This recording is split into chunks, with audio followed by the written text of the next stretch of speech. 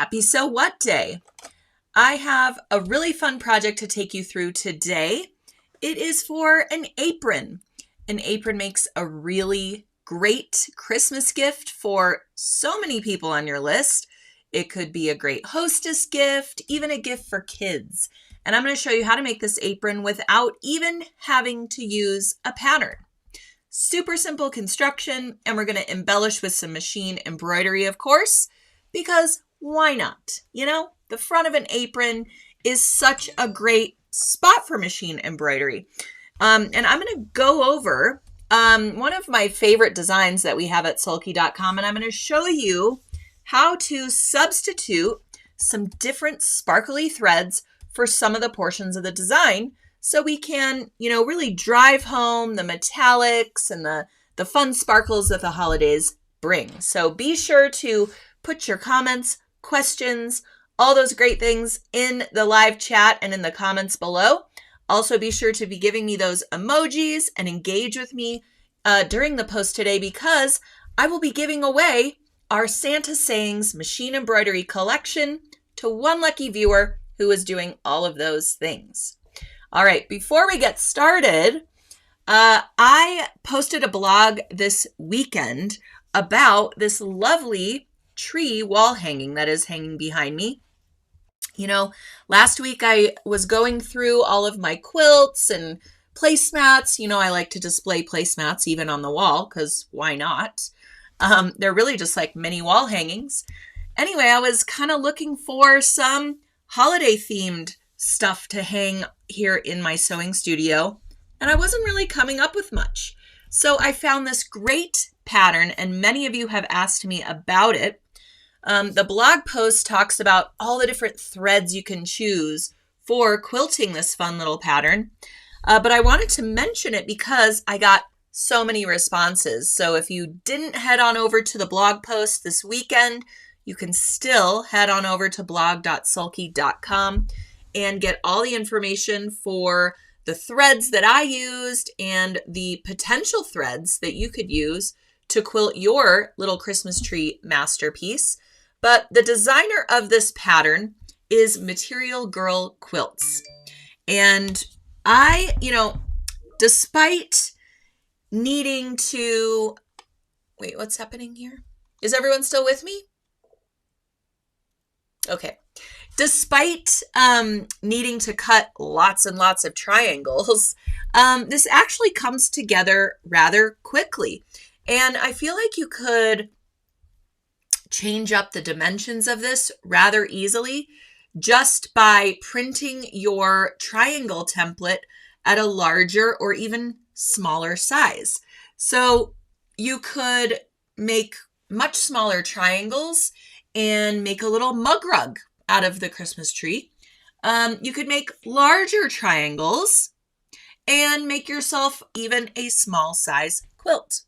So this pattern's really versatile. It's available through Material Girl Quilts, and I linked directly to the pattern in the blog post. I believe I forgot to put it on the description of today's post here on So What.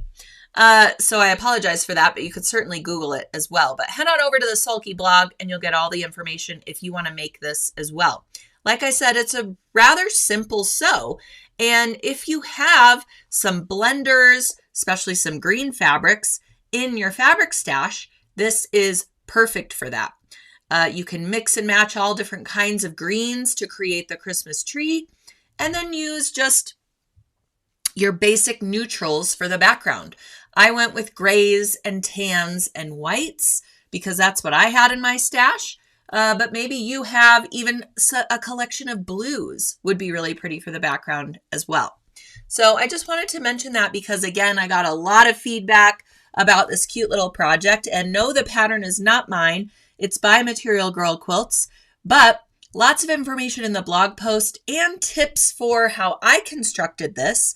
Because you know how I like to deviate from the instructions here and again.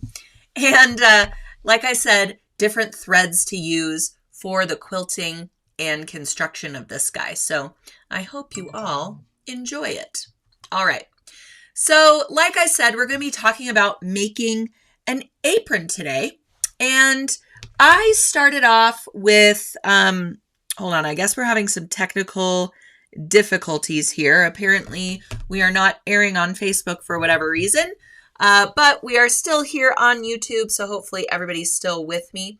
And I will go ahead and post this to our Facebook page after we conclude today. So everyone will be able to join in, and everyone will be eligible for today's door prize for one lucky winner, one lucky viewer who is watching and engaging with the post.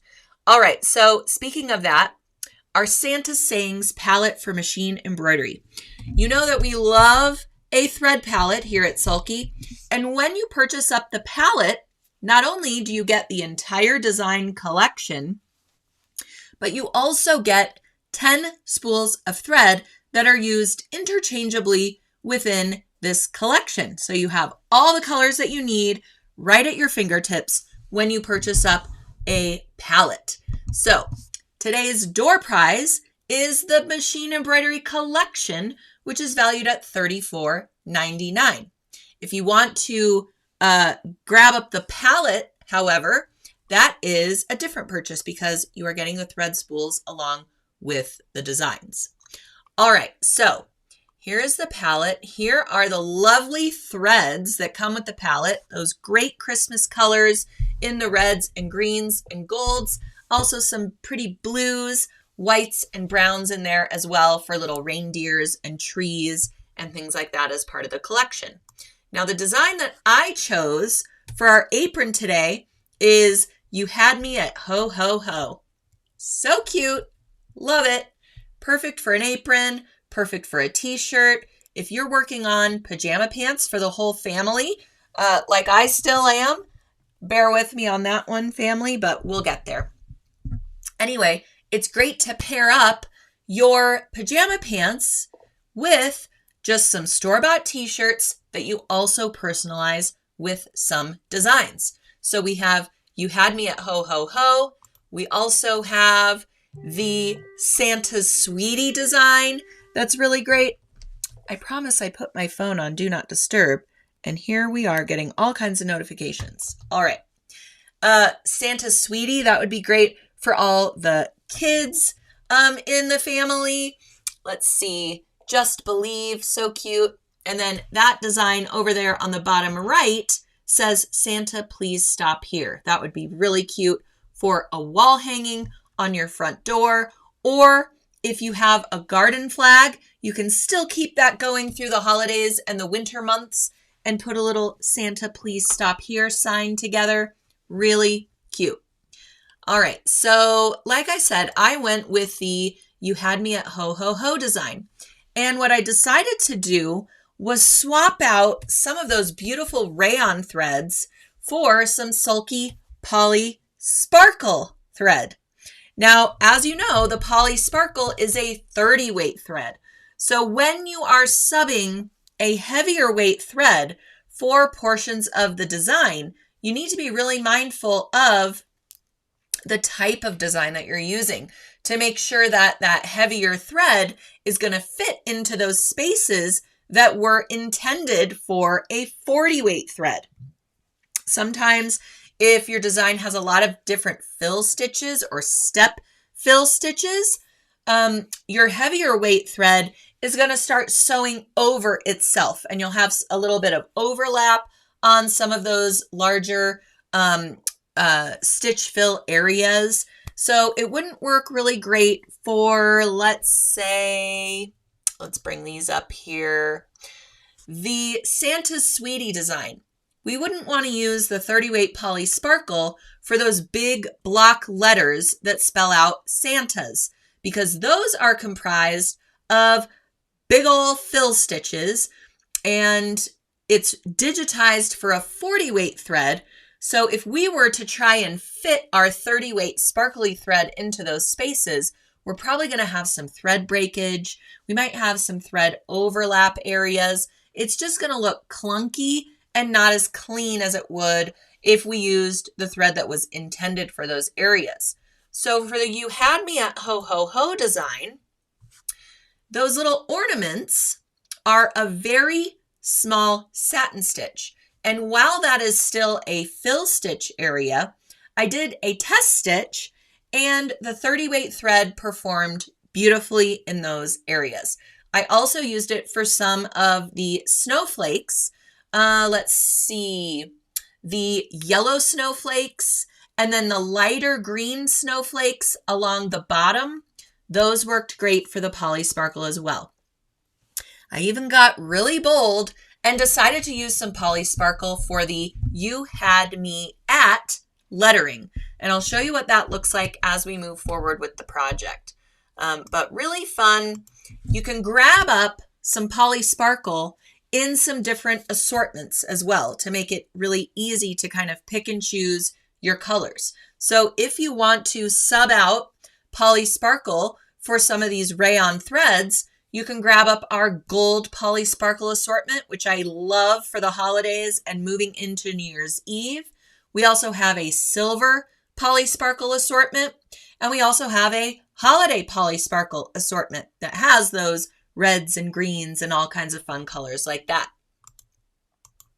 Some other thread that we need for this project, we need some construction thread.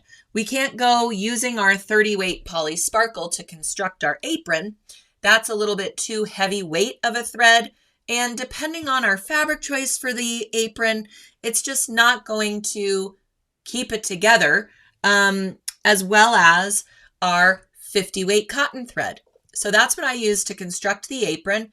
You want to just go ahead and obviously pick a color that coordinates with your main fabric.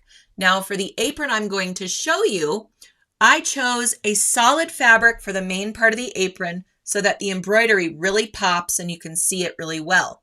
Sometimes, as we know, embroidery can compete with a print. So I would save the print fabric for the ties that we're going to use to tie the apron over our shoulders and along the back. So go with a fun print for that area that coordinates with the thread colors that you're going to use for the design. All right. Along with that, we also need some stabilizer, of course. And really your stabilizer is going to depend on the fabric choice that you go with. For this apron, I actually went with a lighter weight canvas fabric. I know. I went to the home deck area and found this really buttery yellow, lighter weight canvas fabric. And I really like that for an apron. It makes it super durable, super washable, and it's going to protect your clothing a little bit more than a lighter weight, say, quilting cotton fabric is going to. And that's really the purpose of an apron, is to protect our clothing, right? So if we get some grease spatter or something like that, we don't want it to saturate through the quilting cotton fabric. And this apron is not lined. So we want a little bit heavier weight fabric to kind of guard against that. Now, you could certainly cut out two aprons and put them wrong sides together before hemming and adding your ties. And then you'd have a double layer of fabric. You could showcase a fun print fabric on the inside and your solid with embroidery on the outside. And then it could actually even be semi-reversible. You would still see your hems on the opposite side of the apron, but hey, who's getting that close to you in the kitchen, am I right? All right, so the stabilizer I paired with the apron is Sulky Fabrisolvi. And this is kind of a controversial choice, I would say. The reason I went with it is because it washes out entirely after the embroidery is complete.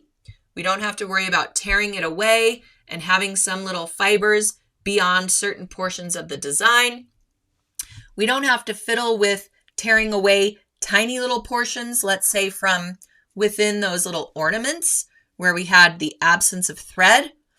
And in something that's not going to be lined, because I did this tutorial as an unlined apron where you would see the wrong side of your embroidery, I just didn't want to deal with all of the tear away. But Sulky Tear Easy could definitely work to stabilize this lighter weight canvas fabric just fine for embroidery. So if you have Tear Easy on hand and that's what you'd like to go with, and it matches the hand or weight of the fabric that you're using, by all means use Sulky Tear Easy. I went with 2 layers of Sulky Fabri-Solvi because that allows me to wash it away entirely after embroidery is complete, and I don't have to deal with picking out small bits of tearaway stabilizer. And 2 layers of Fabri-Solvi, for me, felt like a good weight match to the fabric that I was working with. So, I happen to love Fabri-Solvi. It's one of my favorite stabilizers. And then, of course, we need some organ needles, right? We need a 70-10 needle for the construction, which might sound very small for you or to you, especially since we're working with a little bit heavier weight fabric. But the thing is, we're working with a lighter weight thread for the construction. And the thread weight is really what determines the size of needle that we want to use. The needle type is going to be determined by technique and or fabric. So I actually went with a universal 70-10 for constructing the apron. It's going to give me the small enough hole that just accommodates the thickness of the thread when I'm doing the construction and the top stitching of the apron. Now for the embroidery, I actually need a much larger needle for the portions of the design that I'm subbing the poly sparkle, because that's a 30 weight thread. Now, the lower the number, the heavier weight of thread. So a 50 weight thread needs a small needle. A 30 weight thread needs a larger needle eye so that, the hole is large enough to accommodate the thread thickness. If you find you're having thread breakage or skipped stitches, it's usually because of the needle size. All right. So you'll need a 90-14 embroidery needle if you're going to be using that 30 weight poly sparkle. And then you can use an 80-12 embroidery or even an 80-12 top stitch for the rayon portions of the design. So we need quite a few needle sizes for all the different threads that we're using here, but you can grab up some assortment packs of needles that include some different sizes. That way you can swap them out easily throughout the construction of your apron. All right, so I'm sure you're curious, what does the apron look like? Well, first off, I mentioned the fabrics and the materials. So here I've got my organ needles, I have my construction thread, my bobbin thread, the poly sparkles, and rayon sort of mixture that I put together for the design I wanted to create on my apron. I also have that lighter weight canvas fabric, that buttery yellow color for the main portion of the apron. And then I have a fun kind of modern holiday print that I'm going to use for the ties up top and at the waist. And then behind all of this is my bolts of Fabri-Solvi. And yes, I buy stabilizers by the bolt because you save so much money doing it that way. And then you have it on hand for whatever you want to use Fabri-Solvi for, which, believe me, will become one of your go-to stabilizers if you've never used it before. All right, so first we need to measure and mark our apron fabric. And yes, I am marking right on my final fabric. I'm just going for it. I'm not making a pattern, none of this. So you're going to fold your fabric so that right sides are facing. And we're going to mark 4 inches down from that fold. And I just used my trusty Sulky chalk pencil, whatever kind of removable marking pen that you like to use. By all means, use that. Then we are going to mark a little bit further down. So our first marking was for this portion of the apron, marking over to our shoulder. Then we're going to mark down to basically below our armpit. and make a mark. Okay. Now, all the dimensions, all the instructions are all in the blog post that I linked to, I think, in the description of the post today. I'm starting to doubt myself whether I added these links or not. We will put them in the chat, and I will revise the post so that they are in there if they are not.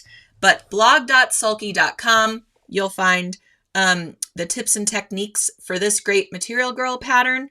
Behind me, you'll also find the full instructions for the apron project we're talking about today. All right, so we're going to measure and mark for our curve. And then we're going to connect those two marks. I know this is sideways, so you have to kind of tilt your head to look at it. So we have folded it in half. We've marked along that upper edge. Then we've marked along the side edge, which are all the raw edges of fabric. We're just going to connect those marks with a gentle curve. So if you think about what an apron looks like, this is your gentle curve you're going to use to connect those two marks. Of course, we need seam allowances as well, so be sure to account for that when you're making those marks. It's all in the blog post for you. So now with our fabric folded, we are going to just cut along that line. And guess what? We have the basic shape of our apron. Now, I mentioned you can make this for just about anybody on your gift list. Men, women, children, anybody of any age. If you are making it for somebody who maybe you want a little bit larger apron, you can simply measure across your chest bone, breast bone. What is this bone? I can't think of it.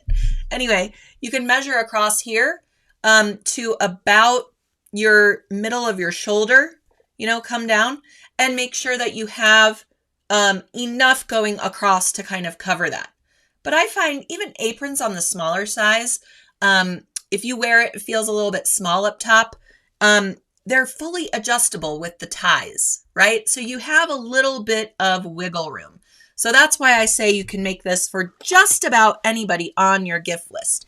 If you want to make it super precise, you can take some measurements, add your seam allowance, and mark your fabric accordingly. Same goes for down here where you're going to do your waist ties. And I do these along the natural waist. Your natural waist is kind of where you would put your hands above your hips, right along where your belly button is. That's your natural waist. Now, more so than not, we buy and wear our pants and wear them way lower than our natural waist. But the natural waist is kind of where I planned to tie this apron so that you have good coverage.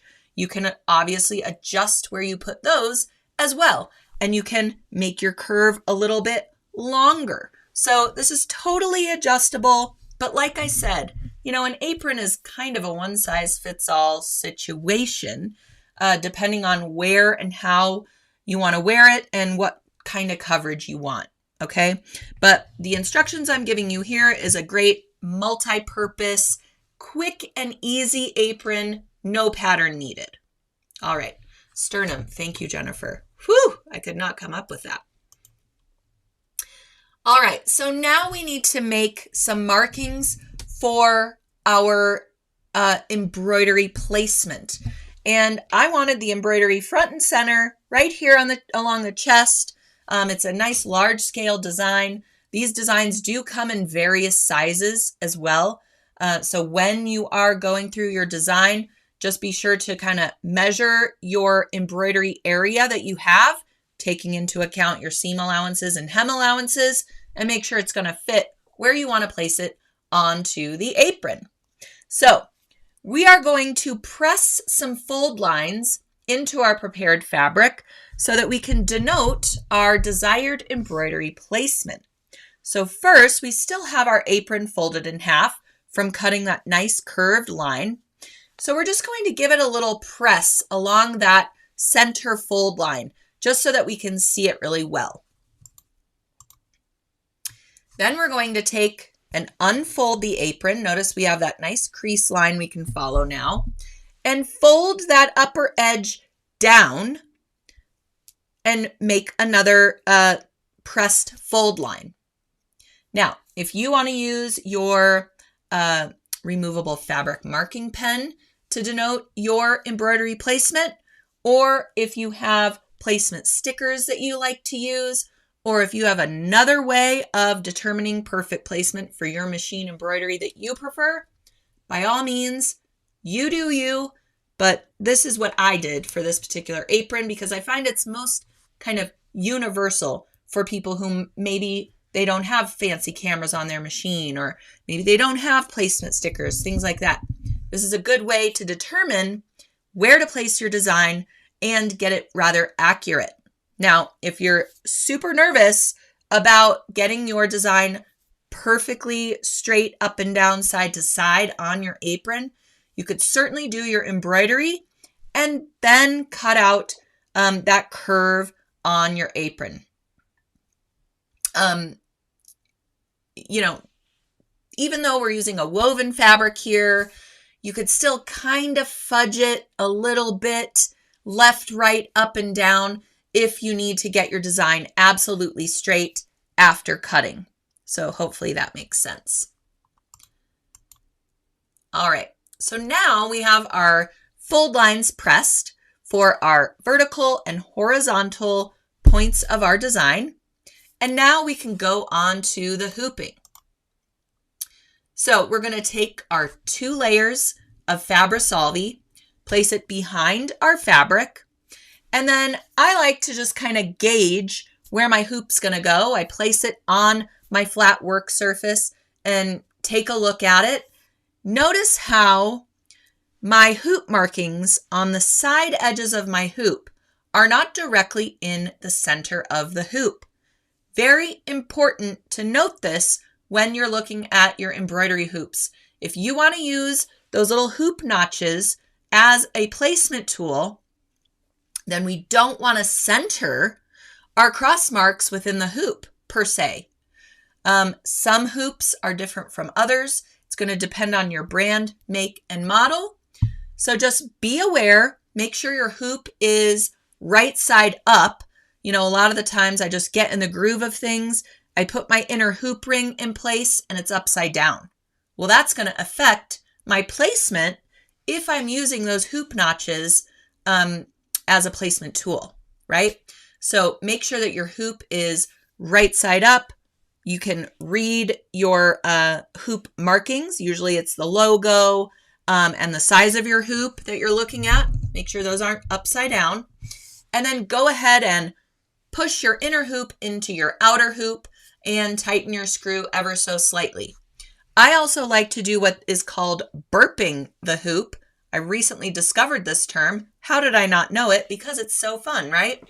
I like to get my inner hoop in place, tighten it a little bit, and then I ever so slightly push the inner hoop a little bit farther into the outer hoop so that it's not flush. It's kind of just ever so slightly beyond that outer hoop.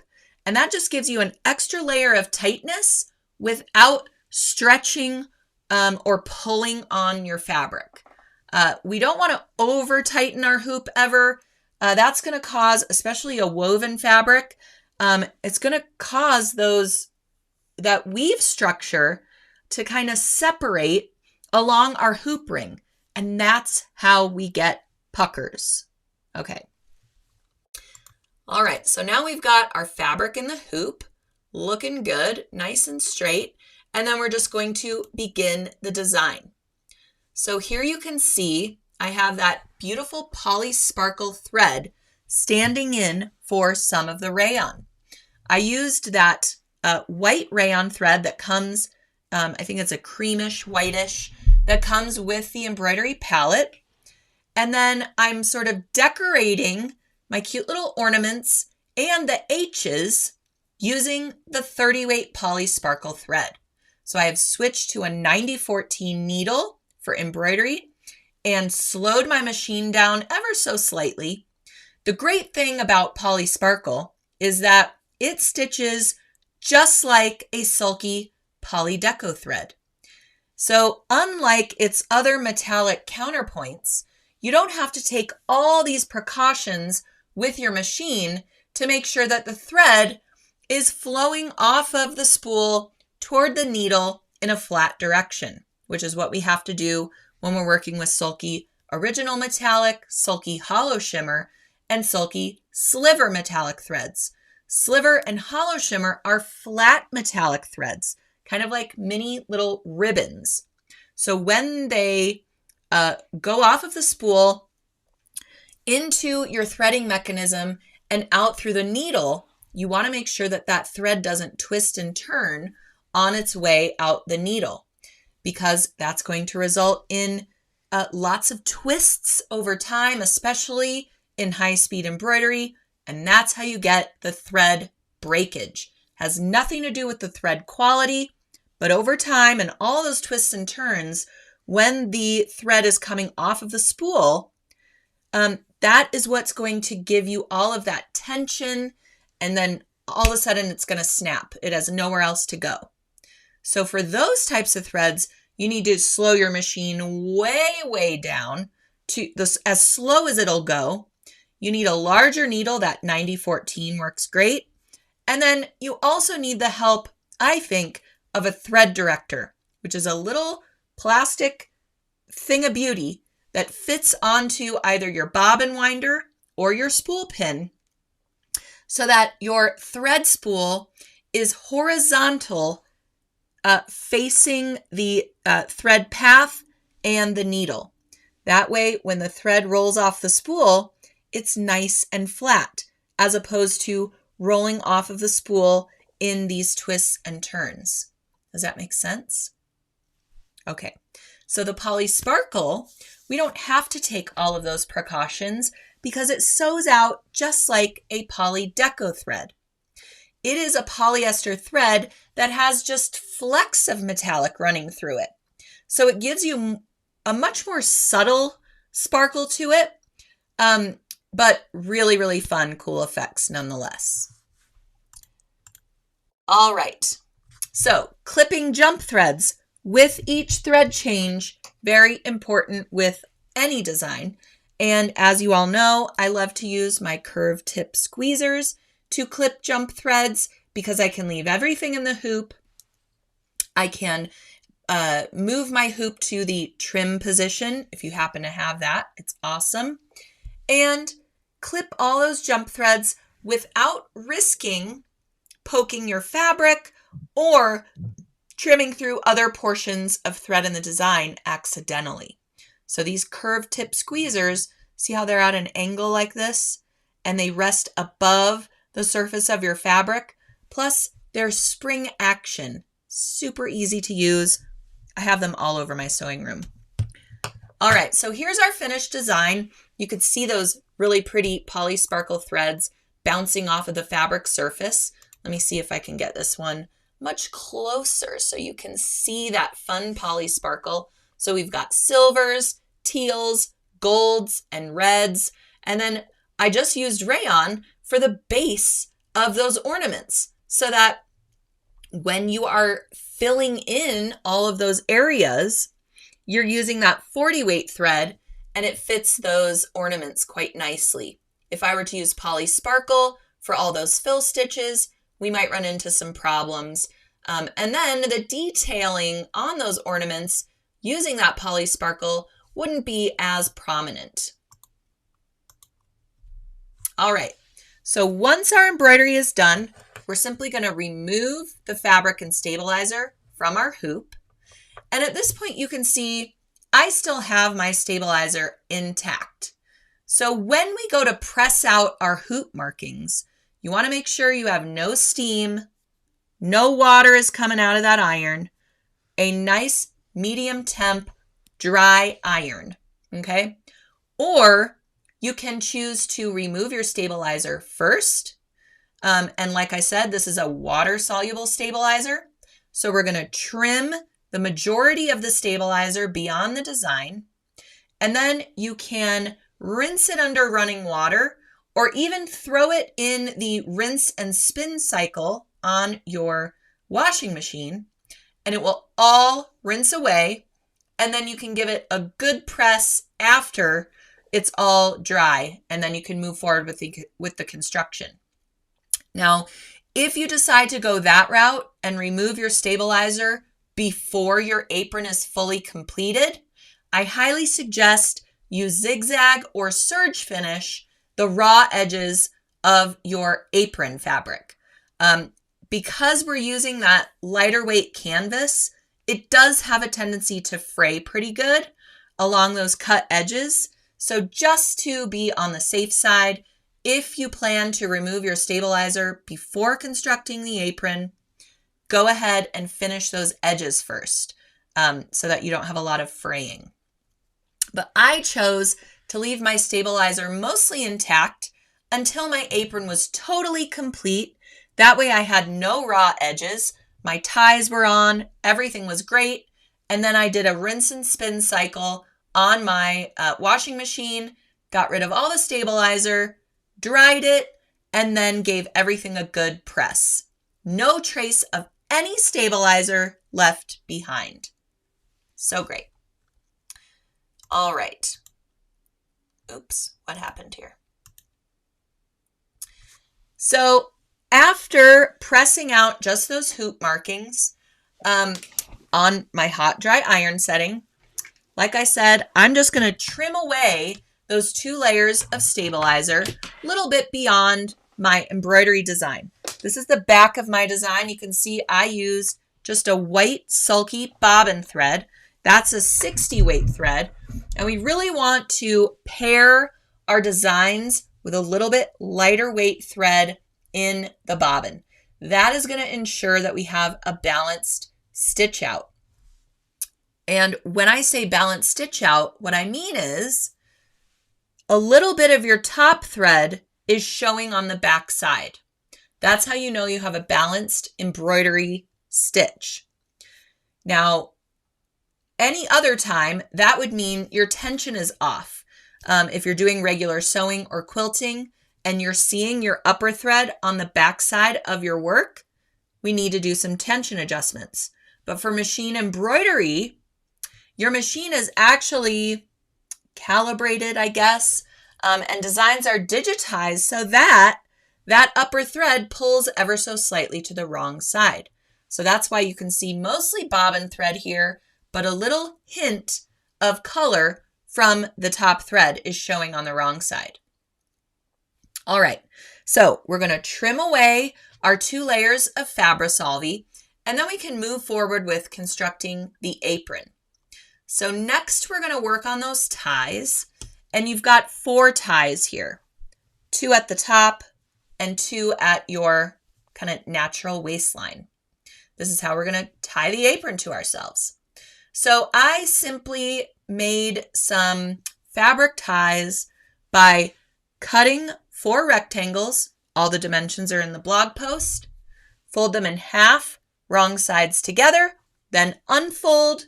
Then you fold your raw edges to meet along that center fold line, and then refold. Give it a good press, and then top stitch along all the long edges of your ties. I should also mention, for these ties, I also sew across one short edge.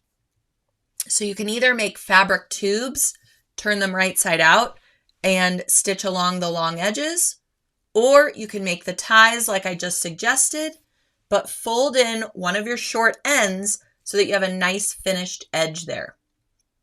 And then your raw edge, we are going to fold that in as well, since I mentioned there's no lining with this apron. And you could do that after you fold your tube right side or turn your tube right side out, fold in your little raw edges and top stitch along that as well. So you'll have 4 ties with no raw edges.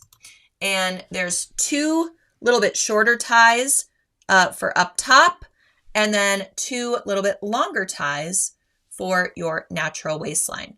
And here is where you can kind of give yourself a lot of room to groove. Or if you're making a kid's apron, you can make shorter ties so that this fits anybody on your gift list. All right, so now with our apron, we are going to hem those curved edges that we cut. And so what I like to do is kind of snip into the curve, and I do my first fold and press it nicely. Then I do my second fold and press it nicely. And those little clips are going to allow us to have a nice, clean folded edge along the curved edge of our apron. And I love to use Wonder Clips here, especially with a narrow edge hem like we have here. So I just Wonder Clipped both curved edges, and then we're going to top stitch using our 50 weight cotton thread in the needle and the bobbin. So now we're going all the way down to a 70-10 needle because we're using that lighter weight thread. And it really just, it like disappears into the apron because the thread matches so nicely and it's such a nice light weight. Then we're going to fold that upper edge and we're going to do another double fold so that it encloses all of the raw edges and frames out our apron really nicely. So I wanted to show you this picture because I happen to have one of these Clover hot rulers. Does anyone have this tool? Because it is so amazing. You fold your hems and edges right over it and press right through it. It can take tons of heat from your iron and it gives you such a nice crisp fold line. It is one of the best things. We have them at sulky.com. There's also a hot hemmer that's a little bit wider. So you can grab up a hot ruler, a hot hemmer. They're so handy. I'm really shocked at how often I use it, and they're so helpful, especially for these sort of narrower edge hems or when you need to get a double fold line and you want it to be perfect. Here you go with the hot hemmer or hot ruler. So now we're going to press that first fold line and then just fold it again, press our next fold line, and simply top stitch along that line. Now, lots of people have lots of tips here in the chat about, can't we use bias binding to finish the apron? Then you could just extend your bias binding and use that for your ties. There are so many different ways you could personalize this apron. I am just giving you the down and dirty, easiest apron pattern to make that you can quickly whip these out for anybody on your gift list. But by all means, make this your own. You can add bias binding to those curved edges and elongate them so they become the ties for the top and the ties for the sides. You could do so many different things. You could make this out of 2 different fabrics. You could do a pretty fabric print border along the lower edge of your apron that kind of ties in or matches with your embroidery design. So tons of different ways that you can make this your own. You're really just learning this method and the general shape of your apron, and then you can take it and run with it. All that to say, I really appreciate all of your tips and comments, so keep them coming because you give me great ideas, and that's why we're all here, is to share our great ideas. All right. Babette says, I should add the hot hemmer to my Christmas wish list. Great idea. It's so amazing. Oh, Marianne says she uses a hot ruler for creating her own labels or a pocket. So yes, it is good for so many applications. If you don't have one, put one on your Christmas list. Circulate it to all of your friends and family because you're going to love it. All right. So now we're going to add the ties for the upper edge. And since our ties, both short ends, are finished, right? Because we just top stitched them. We poked in all of our raw edges to the wrong side so they're not showing. You want to make sure and press those nice and flat. And we are simply going to position 2 ties along the upper edge corners and clip or pin them in place. And now we're going to stitch a little box around, just following our previous top stitching along the upper edge of our apron. And then I do an X inside of the box as well, just for some extra reinforcement on our little ties. So there's the little X. And now we're going to add the ties right at the corner where our natural waist begins, right? That little corner that we created right under our curved edge. Those are going to be the ties that hold the apron around our waist. So same thing, you're just going to stitch a box with an X inside of it. And you hem the bottom and you're done. I mean, it comes together so quick and easy that yes, it allows you to personalize it in many different ways. And then here's what it looks like tied around you. Super simple. You can add longer ties, shorter ties, bias binding ties, many different ways of making this your own, and a relatively inexpensive gift to make and give to someone. You don't need very much yardage, especially for those ties. Everybody could get a different color apron, but you use the same fabric print for the ties. Put a different design on each one, and there you've got a Christmas gift for everyone on your list. Something that is the same, but different, right? You could easily add a patch pocket to the front of your apron if you like a little pocket for your phone or for your recipe cards, things like that. Tie in the fabric print and make it into a pocket on the front of the apron. So many different ways. And yes, Erlene says you could also make it a longer tie so that it goes over your head. If you want just one tie and you place it over your head rather than tying it into a bow like I have here, totally up to you. But this way, when you have two ties at the top, super adjustable. Other people who are taller, shorter, larger, smaller can all fit into the apron. Debbie says, very cute. I think I'll make one today. Yeah, you can whip these up really quickly and easily. Really what takes the longest amount of time is your stitch out, depending on the design that you choose.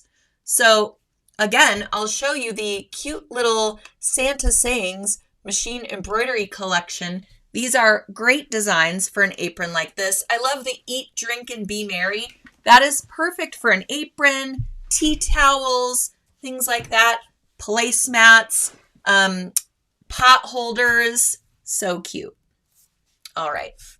Any of these really could work for an apron. Maybe not the Santa, please stop here, unless you're going for a little cheeky messaging. I don't know. But I love that design collection, and it's so great for so many different holiday makes. So I think you'll really enjoy it. All right, Chris says, I like adding a metal ring on one side to adjust. So another great way of personalizing it. Make a little loop, put a metal ring on it, and then you can adjust your tie that way. Erlene says, great gift idea. We all need a new apron all the time, right? They get kind of cruddy, especially with all the holiday baking and Thanksgiving making we all just did. So everybody can use a new apron, I think, especially one that is holiday themed, that you break out for, December. And, it's great for teachers. You could make it like an art smock. And instead of, a cooking apron, give it to your kid's art teacher. So, they're just good for so many things, not just cooking as well. You can even make some for the dads and uncles and grandpas in your life. Put a barbecue themed design on the front and, wrap it up and put it under the tree. So some really great ideas.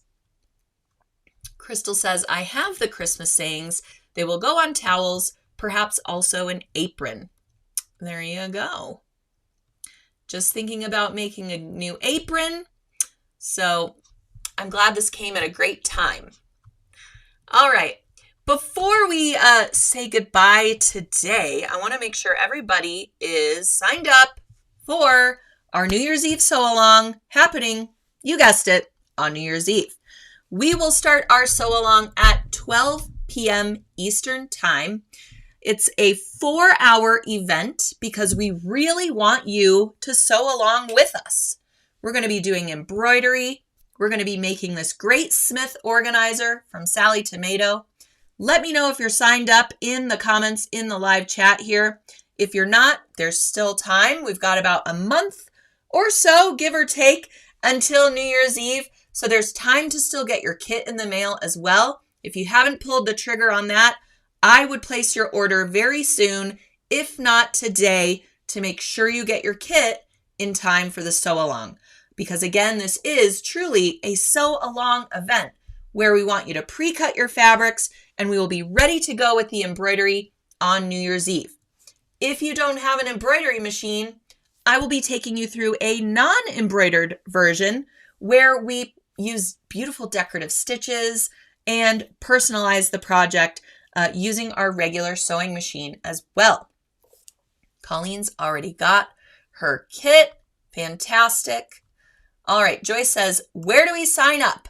All right, so you can sign up by clicking the link in the description of today's post.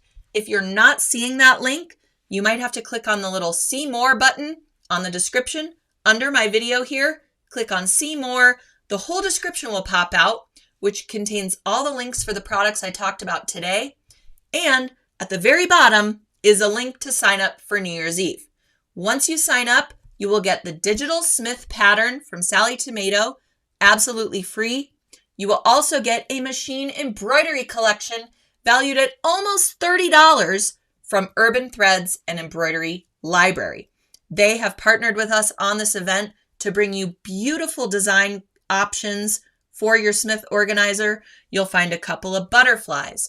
You'll find a really beautiful tree. You'll find a design that is comprised of lots of different stamps, kind of scrapbooky feeling. If you want to gift this to somebody who travels a lot, that would be the perfect design option. The kit comes in 2 colorways and is being fulfilled by Sally Tomato. So you'll find the kit links after you register for the event. You can find all the links for the kit and hop on over to Sally Tomato and purchase your kit. You can grab up the blue colorway shown here, or we also have a really pretty brown colorway. Comes with all the faux leather fabrics, zipper, sulky thread, and stabilizers, all kinds of goodies that you need to create your Smith organizer with us on New Year's Eve. So be sure to sign up, get ready, get your kit ordered so that you can be sure to get it in time for the sew along. We all know that shipping gets crazy, especially around the holidays, so we really want to be sure that you have it in time. Now, if your kit doesn't arrive, don't worry. You can still join us on New Year's Eve, and then when the live event ends, it will go to an on-demand format.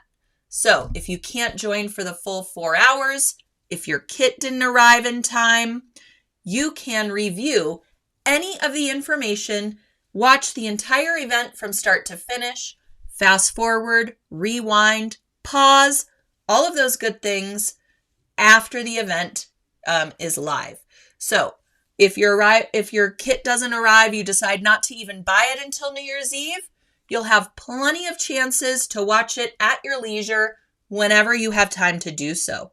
So it's a really, really awesome perk when you join us for one of our education events, because you can rewatch and watch them at any time. You can even go in and purchase last year's New Year's Eve event and watch that one and make the Aurora bag if you missed last year's New Year's Eve. So lots of options over there at sewingonline.sulky.com. All right, lots of you saying you ordered your kit, you're awaiting your kit, you have signed up. All right. Kit's on its way. Thanks for letting us know, Heather. She says it takes a little longer to get to Southern Ontario. Yes, especially if you need international shipping, you got to get on that and make sure that you get it ordered. All right, and a lot of people mentioning that they ordered their mystery box last week, their holiday mystery box from Sulky, and that you've already got it. Isn't that fun? I hope you all enjoy what was in your mystery box. I'm actually going to see if we have any straggler mystery boxes left, because if you didn't grab one, I want to see if there is still time. So let me see. You know, these mystery boxes go so fast, especially the holiday ones, because we really chock them full of fun products and fun little gifties for you to celebrate the season. So I'm just sending someone a note here to see. Okay, we do have a few available, very limited stock. They could go right now. So if you're interested in a mystery box, this is, let's see, for only $34.99, you're getting almost $57 worth of products, gift ideas, goodies, all kinds of stuff. You also get a Christmas-themed machine embroidery collection, absolutely free with purchase of your mystery box. So if you forgot about that and you ordered your mystery box, be sure to go into your sulky.com account and grab up those great designs, because maybe you could use one of those for one of your apron projects or some other things that you have on your holiday must-make list. And you know, time is running out, isn't it, here? I'm telling you what, December just seems to fly by every single year. It's just always crunch time with making all of our handmade gifts and homemade goodies and all of those fun things. But it's such a great time of year, and I hope you're all enjoying your season so far. All right. Well, thank you all for joining me on another So What. I still have some more holiday projects up my sleeve, so be sure to join next week as we dive further and further into gift ideas, quick gifts to make, last minute gifts to make, all of those good things as we head into Christmas, Hanukkah, New Year's, and then before you know it, it's going to be Valentine's Day, right? So let's enjoy the moment right now today.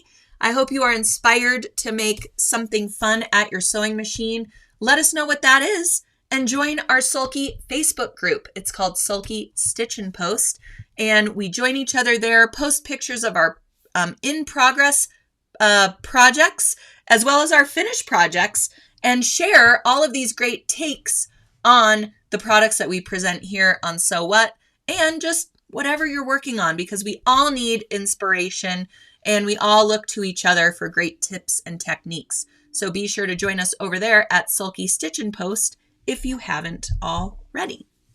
All right, have a wonderful rest of your day, everyone. Stay